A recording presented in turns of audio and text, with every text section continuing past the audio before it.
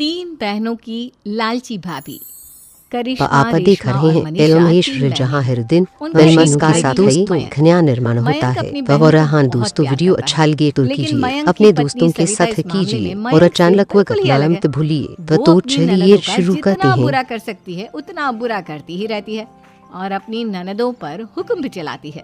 करिश्मा, करिश्मा, तुमने अभी तक नाश्ता नहीं बनाया? तुम्हारे भैया को ऑफिस जाने में देर हो रही है। हाँ भाभी, बस अभी बनाती हूँ। करिश्मा, तुम ये ढीलापन छोड़ दो। कल को पराए घर जाना है। वहाँ अगर तुम इस तरह से काम करोगी तो लोग क्या कहेंगे कि माँ ने और भाभी ने कुछ सिखाया नहीं। और तुम्हारी दोनों बहनें कहाँ हैं? अब रेशमा मार्केट गई है और मनीषा सो रही है। क्या? सुबह के 8 बज रहे हैं और ये महारानी अभी भी सो रही है? ये कहते हुए सविता अपनी सास दुर्गा देवी के पास जाती है।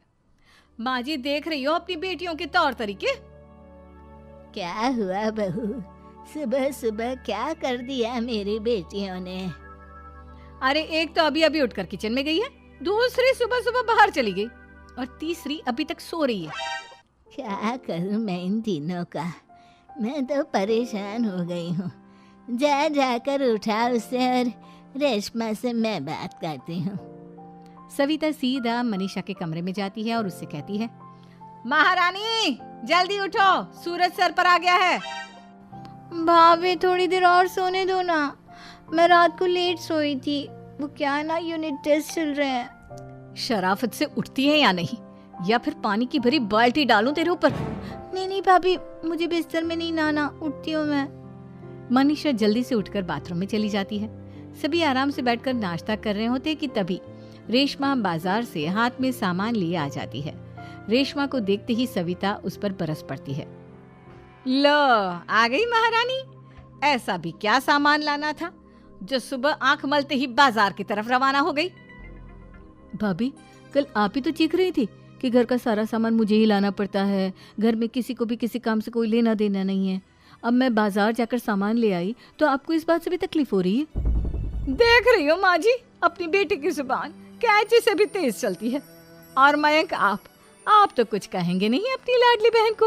रेशमा, अपनी भाभी से ऐसे बात नहीं करते, चलो माफी मांगो। भैया, मैं क्यों माफी मांगू? आप भाभी से बोलिए ना कि हम पर कम हुक्म चलाया करे।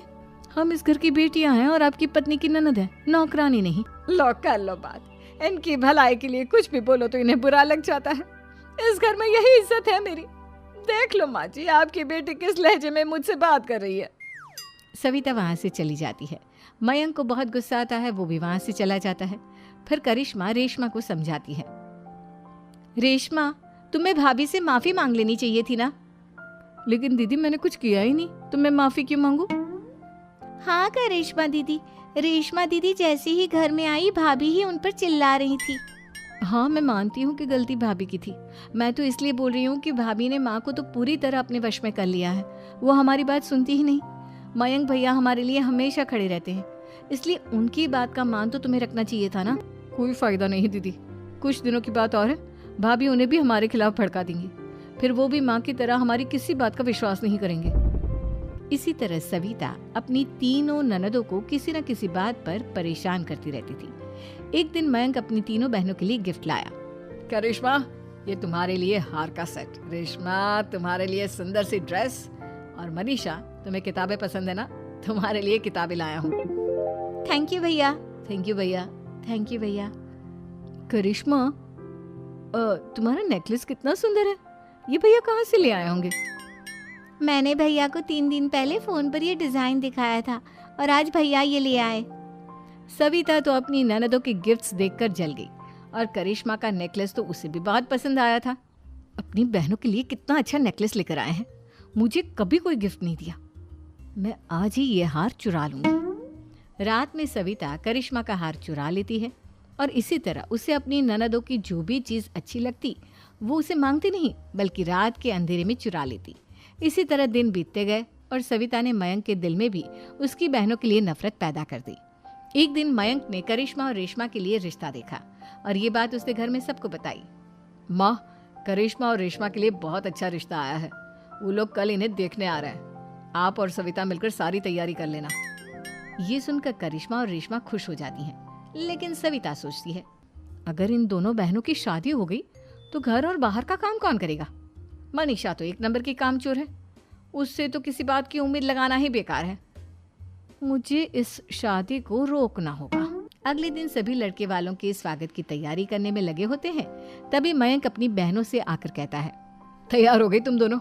देखो दोनों लड़के बहुत अच्छे हैं, मैं कोई कसर नहीं छोड़ना चाहता, इसलिए तुम उनके सामने अच्छे से बिहेव करना और अपनी भाभी से लड़ने मत लग जाना। करिश्मा, तुम वो नेकलेस पहन लो ना जो मैं तुम्हारे लिए लाया था। भैया मैं बहुत देर से वो नेकलेस ढूंढ रही हूँ, लेकिन मुझे मिल ही नहीं रहा। क्या तुमने नेकलेस खो दिया? तुम्हें पता भी है वो कितना महंगा था? तुम कोई काम ढंग से नहीं कर सकती। मयंक गुस्से में वहां से चला जाता है।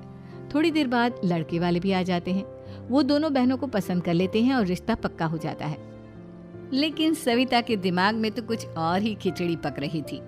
वो पंडित जी के पास करिश्मा की कुंडली लेकर जाती है और उन्हें पैसे देकर करिश्मा की कुंडली बदलवा देती है। जब लड़के वालों के पास करिश्मा की कुंडली जाती है तो वो दुर्गा को फोन करते हैं। बहन जी, हमने करिश्मा की कुंडली अपने पंडित जी को दिखाई थी। आपकी बेटी की कुंडली नहीं बल्कि दोषों का पिटारा है। देखिए, मैं और मेरे पति इन सब बातों में बहुत विश्वास करते हैं, इसलिए हम आपकी बेटी से अपने बेटे की शादी नहीं करा सकते। इस तरह करिश्मा का रिश्ता टूट जाता है और सभी घर वालों को बहुत दुख होता है। अब कविता सोचती है, चलो करिश्मा का तो रिश्ता टूट गया, अब रेशमा का भी रिश्ता तोड़ना है। क्या करूं? अब सविता आवाज बदलकर किसी अननोन नंबर से रेशमा के होने वाले ससुराल में फोन करती है। हेलो, मैं कौन हूँ कौन नहीं ये आपके लिए जानना ज़रूरी नहीं। बस इतना सुन लो कि रेशमा का 2 साल से किसी के साथ अफेयर चल रहा है। बस रेशमा का रिश्ता तोड़वाने के लिए सविता का इतना कहना काफी था। अब रेशमा का भी रिश्ता टूट गया। मयंक और दुर्गा देवी ने रेशमा को खूब खरी खोटी सुनाई और उससे बार बार उस लड़के के बारे में पूछने लगी। आप दोनों मुझे क्यों परेशान कर रहे हो? अरे कोई लड़का होगा मेरी लाइफ में तो मैं बताऊंगी ना, जब कोई है ही नहीं तो कहाँ से लाऊं मैं कोई लड़का? तो तेरे होने वाले ससुराल वालों को फोन किसने किया था? माँ, मैं नहीं जानती किसने फोन किया था, मैं सच कह रही हूँ। मैं तो पहले ही कह रही थी इसकी लगाम खींच कर रखो, लेकिन मेरी सुनता ही कौन है। आप चुप रहिए भाभी, ये सब आपका ही किया धरा है। अब तीनों बहनों को विश्वास हो जाता है कि ये सब उनकी भाभी ही कर रही है। तीनों बहनें अपनी भाभी को सबक सिखाने के लिए एक वकील कर लेती है और घर में हिस्सा मांगना। देखो भैया, माँ बाप की जायदाद में जितना बेटों का हक होता है उतना ही बेटियों का, इसलिए इस घर के 4 हिस्से होंगे और हमें अपना हिस्सा चाहिए। मैंने तुम्हारे लिए क्या क्या नहीं किया और तुम इस घर में हिस्सा मांग रही हो? भैया, आप और माँ हम बहनों की कोई बात नहीं सुनते हो और भाभी हमारी शादी नहीं होने देगी क्योंकि उन्हें लगता है कि आप हमारी शादी में ज्यादा पैसा लगाओगे और उन्हें हम जैसी फ्री की नौकरानी कहाँ मिलेगी। तो हम भाभी के साथ तो रह नहीं सकते, हम बहनों को अपना हिस्सा चाहिए। अरे तुम्हें शर्म आनी चाहिए अपने भाभी पर ऐसा इल्जाम लगाते हुए। वो तुम्हारे बारे में कितना सोचती है। हाँ माँ, भाभी हमारे बारे में बहुत सोचती है, दिन रात बस यही सोचती रहती है कि किस तरह से अपनी तीनों ननदों को परेशान करूं और कभी मुझे पढ़ने भी नहीं देती।